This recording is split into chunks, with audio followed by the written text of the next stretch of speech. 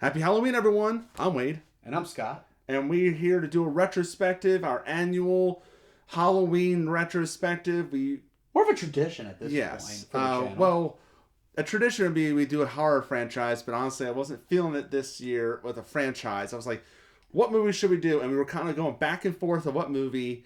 And then I mentioned that I got this new version of this film on Blu-ray from TerrorVision. It's called Sledgehammer.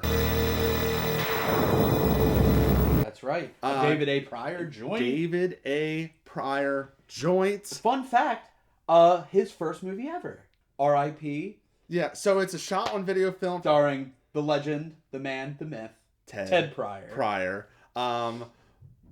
With a little kind of background on this, on why we are doing this random shot-on-video film. Well, random to you, not to us. So we met this guy, Clint Kelly, in 2009, who is one of our best friends, one of our close friends, like a brother. He was like groomsman on both of our weddings. Absolutely.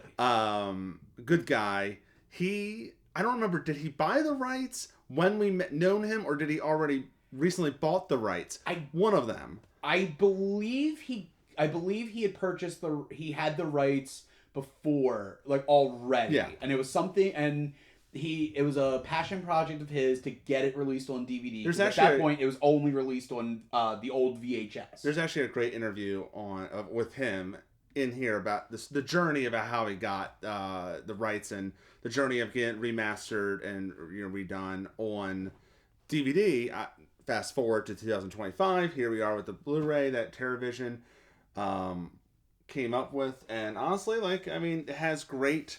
We're not sponsored by TerrorVision at all. No, we just like a good product. Yeah, it's a great product. I never bought TerrorVision before. Great product. Look how hard. It's like a hard shell case kind of thing. There's the movie in there. There's a poster. There's a little book that has just all kinds of stuff, stills, just essays and stories and stuff like that, and blurbs. Some great stuff in here. And if I may, real quick, I just want to give another quick shout out, just to give you another reason in case they do a reprint, because this is sold out, but they do a reprint, you're going to want to pick one up. So this is the market quality right here.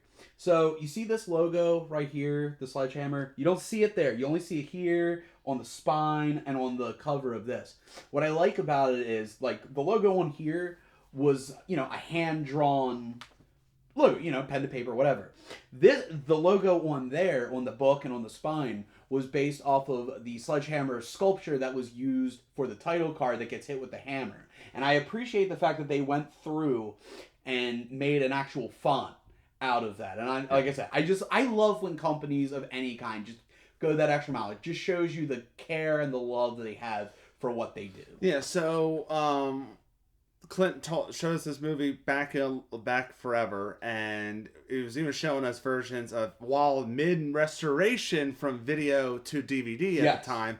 And I even got to sit in on a few sessions. And I saw this movie a lot. It's a movie that has a lot of charm to it. It's got good ideas, and also it's unintentionally funny, but it's very funny. Also unintentionally confusing. Yes. Which also makes it unintentionally funny, thus making it fun. Yes. This is definitely a great movie to watch in a group. Yes. I have the cast here. By the way, I did see the special effects are blood and guts. I wonder what they do as a company. 4 things that I remember from this film, because I haven't seen this film in years. I remember gratuitous slow motion. Yeah. I remember the look of the killer. Yes. And of course the sledgehammer. I remember the food fight, which we are going to discuss the food fight. It needs to be discussed. But I do remember one line, and I still say it to this day. We all do. I sent a text message showing Clint that I bought this version of Sledgehammer, and I said, "What do I think?" Damn. Great line. They say it twice. We'll get into that. In full. But no, we say that to this day, like in reference to anything. It's a fun little 60-minute movie that's 90 minutes long. Yes. There's parts where you could tell it's padding the runtime. Yes, like but it has the static, not static. It's just the lingering shots, the lingering exterior shots, the slow motion, the seance scene, which we'll get into the seance scene. Moments of what some would call dead air, I call ambiance. Yes. So the plot is, well, it starts with mother and lover, who are two adulterers. Two adulterers. She has a husband, he has a wife, and neither one of the people in this room are married to each other. Yeah, and there's a kid that she locks in the room because... Well, it's her child. I mean, the kid is in the way of their love making, where she's going to go into the other room and she's going to show off her lingerie, and the lover is going to be wearing a robe that makes him look like he's like in a kimono. And he says, she's like, what do you think? And he's like, what do I think? Damn. And then they adulter, the adult themselves. The adultering. The adultering happens, and then the sledgehammering happens, because he gets hit in the head with a sledgehammer, which is like, it's an adult with a sledgehammer? But it's the kid? Well, okay. So there's still lots in the room. So my interpretation, my Freudian interpretation is, I think what happened was, because if you notice the closet is really small, and there's a reason for that, I think the idea is the kid suffocated to death inside the closet. Yeah, that's part. And but who is the one that with the sledgehammer? What I'm saying is, I think the big hulking killer is a physical manifestation of the child's hatred for his mother and the guy that she is cheating on his dad with. Okay. Because throughout the movie, he kind of reverts in and out, but the kid is also wearing the same outfit. Yeah. So I think, and I don't even think, I think the idea also is, I don't think in the movie it's supposed to be a mask. No. I think we know it's a mask because we have eyes. But in kayfabe, in the world of the movie, I think that's supposed to be like it's supposed to be like demonic or like an evil, to show this is an evil side. Yeah. And that's my interpretation. And that's just the setup. The real plot is a group of teenagers, students. Hey! You can be a student at any age. We're not going to shame older people going back to school. But I feel like, but I refuse.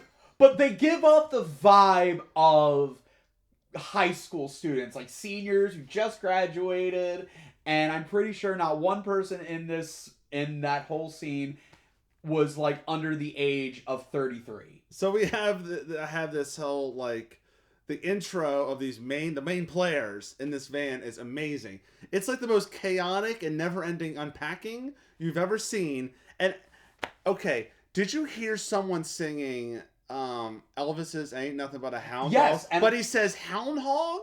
I did not hear "hound hog," but what got me was, I didn't know why he was singing it, because you can't hear it right away. But eventually, like, once everyone shuts up, I say this with love because I do love this movie. You can faintly hear the music, and I don't know if you're supposed to hear it. Oh, I didn't hear the music. Or I heard it. I watched. So my DVD copy is still packed from when I moved to my current house. I don't have all my DVDs and movies unpacked yet. But I watched the version that was on Tubi, and I was able to hear it, like, very faintly. I could hear it. And I'm wondering if that was supposed to be picked up, or if it was supposed to be done to kind of like give them like cues or something to go with the idea of they'll sing over. I was more paying attention of like, how much luggage and stuff do they have?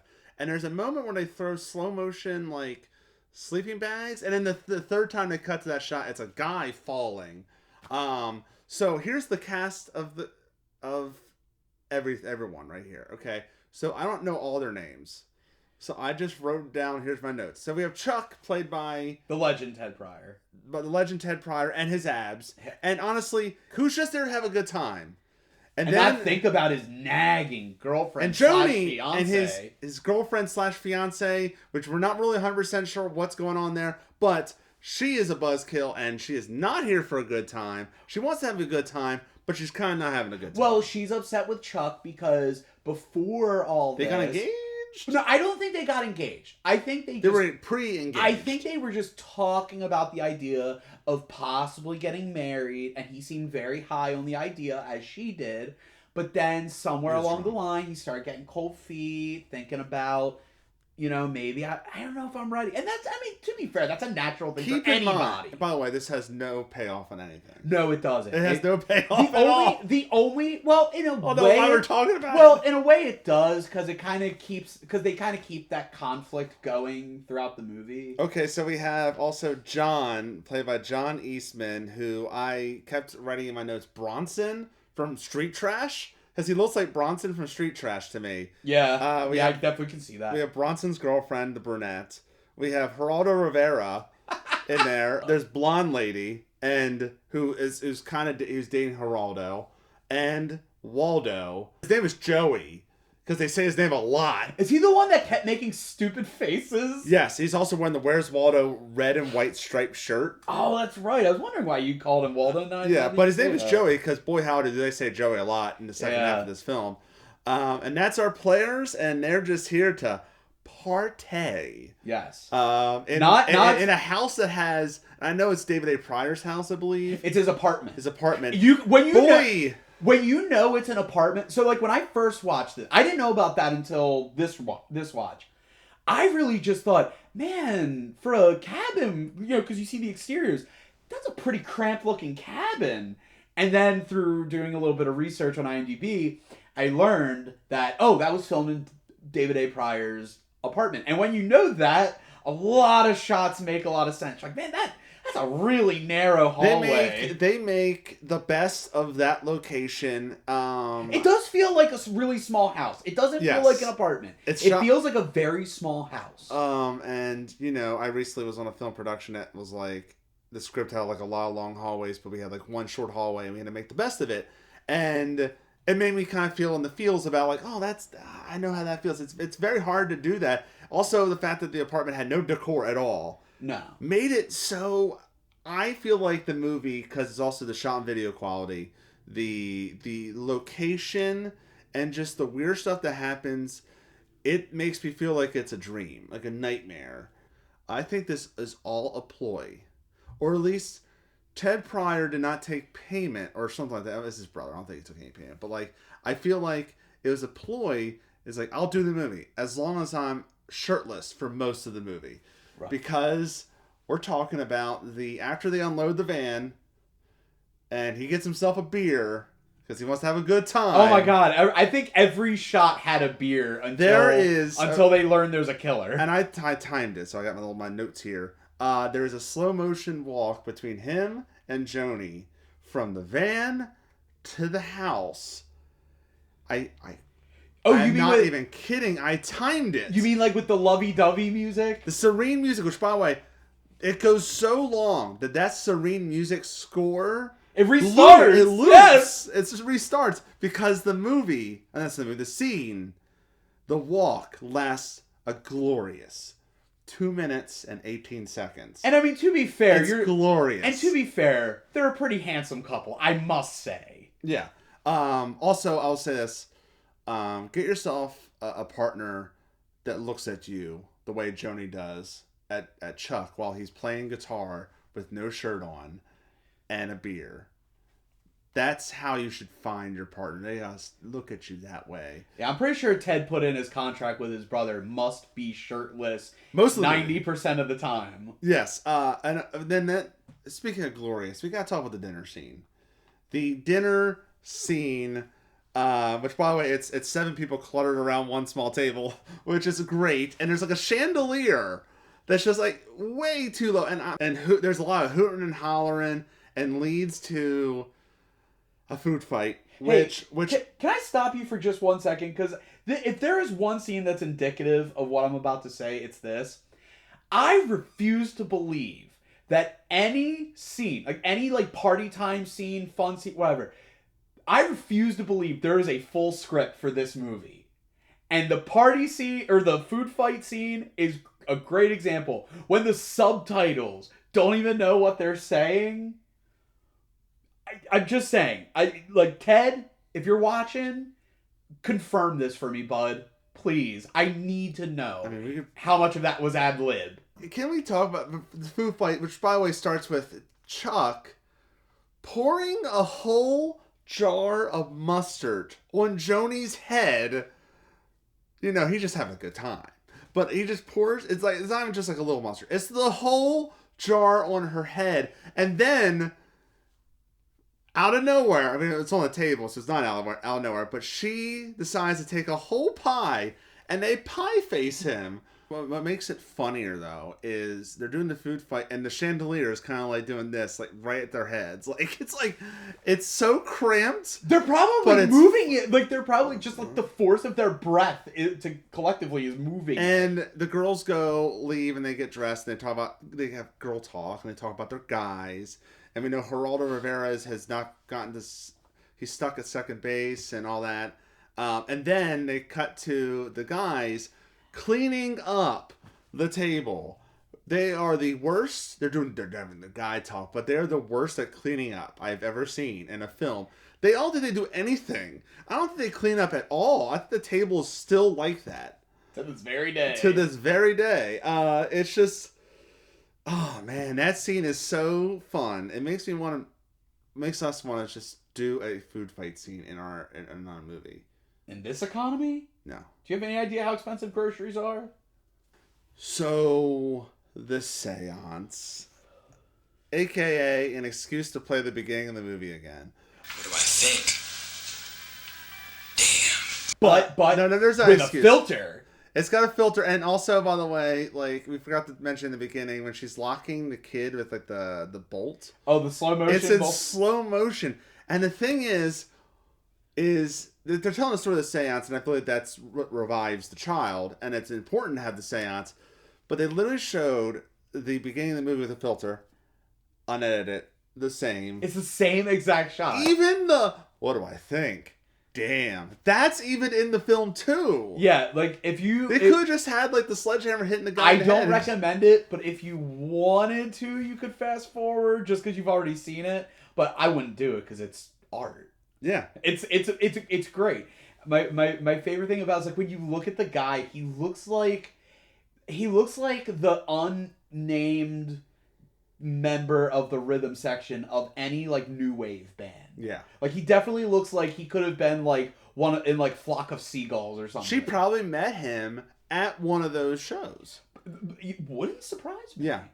So she looked the type. She kind of had that Ali Sheedy kind of vibe. Bit. And then the killing starts and Joey gets killed. Really? Okay, so let's talk about the effects. For Shaw video and probably not much budget, it's pretty good effects. Well, one benefit to like what the throat gag and he's dragging the corpse like from the whole knife goes through his throat and the killer's dragging him from both ends. Great effect. Well, and the benefit of shooting on VHS is, you know you're going to get, even back then, you're going to get that fuzz in the picture. So you can kind of get away with things not necessarily looking great when you're doing it because a lot of times that fuzz can help cover it up and make things look a little more legitimate. That's why when you notice a lot of movies that get restored nowadays, certain effects don't hold up like they used to. But that's the beauty of VHS because you really can't, unless you have like the master tape, which I don't even know if that matters. There's not much you can really do as far as like cleaning up in that regard. There's other things you can do, obviously. Chuck goes into Joey's room. They're trying to find Joey. Where's Joey? Where's Joey? Where are you? Where's Waldo? Well, at this point, I'm pretty sure he's like admitted that this whole thing was a prank, and so like for the most part, they think Joey's pulling another prank, like maybe on all of them, or maybe this is just like a backup prank on Chuck. But they don't think Chuck is. They don't think Joey's legit dead or. There's a scene with Chuck and Joni where Chuck's like, "Look at all this blood on the floor. It's gotta be Joey's," and Joni. It's not that she's like freaking like disregarding that's real blood or anything like that. She's like, "It's not Joey's." How do you know? Well, hold on. So we're going to disregard Joni. Wouldn't you be more like, what's all this blood doing here? Yeah, who cares whose blood it is? She's like, she disregards the blood on the floor, but she's like, it's not Joey's. So the blood's fine. It's normal to have. Anyway, I mean, it's just. I don't want to go through the whole movie with you for the audience, because you just gotta watch it yourself. I think, because it's a journey. There's a charm, and they, Clint kind of opened our eyes. Well, he turned us on to shot on video. Shot I didn't know that. I on didn't video know films. I didn't know it was even a genre. I didn't even know it was a thing until You just thought it was like a medium that people filmed in. And I mean, I'm nowhere near as versed in the subgenre as he is, but I have watched at least maybe 5 or 6 other ones. We watched one like a year ago called Slaughter Day. Yes, by the Cousins brothers. Whoa! If you want to talk about a film if you want to see another, maybe we'll do that one day. Oh, we have to. Because that movie is wild. I really like this movie a lot. I do too. It's got charm. I did a movie on B Movie Den years ago called Midnight Skater.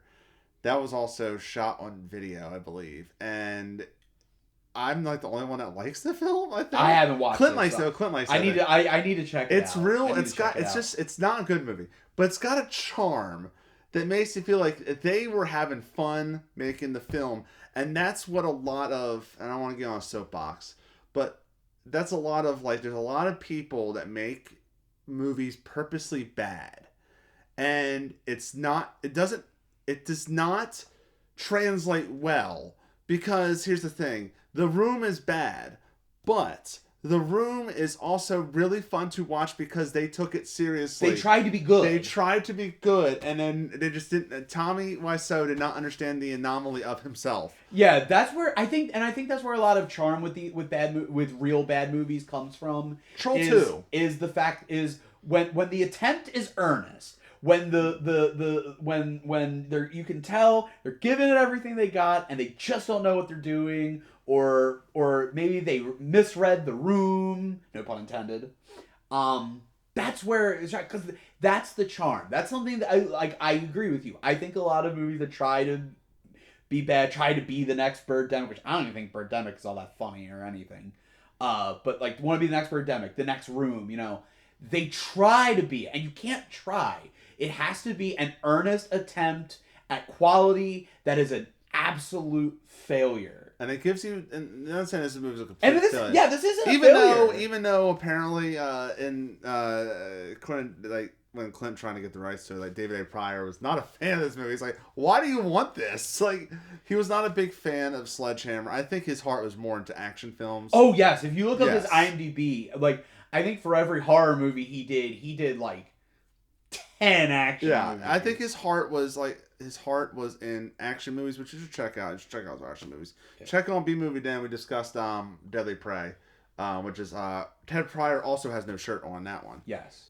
There's just a charm about shot and video films that I feel like I want to dive more. It's been a while. It's been a long time that I've really kind of dived into a subgenre shot on video, these kind of shot on video horror films. It's been a while that I've been neglecting that itch, and I feel like I have to. I think we should do more shot on video on this channel. I don't know.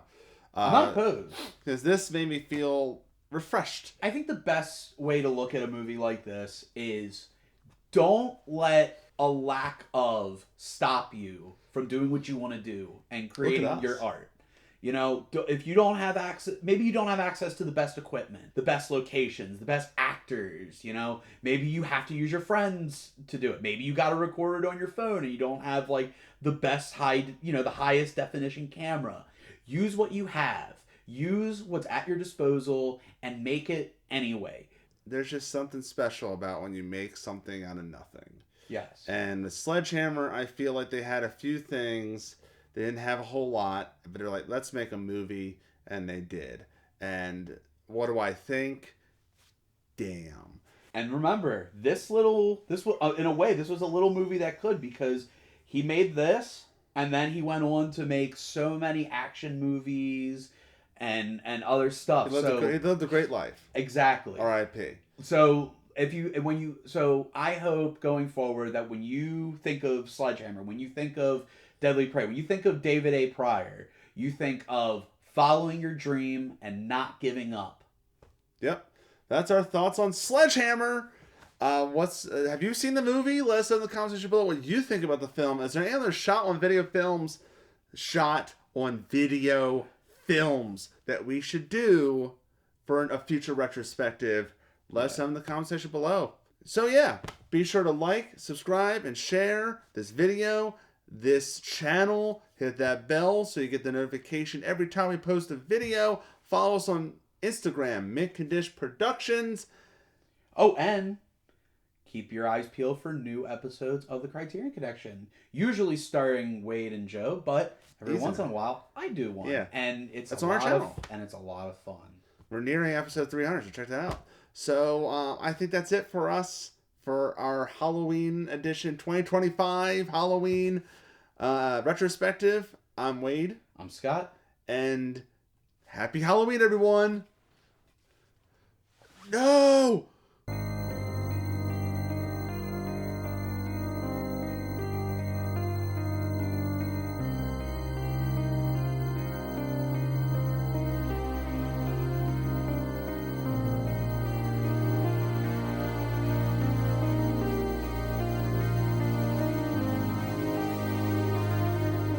Now, do me a favor, will you?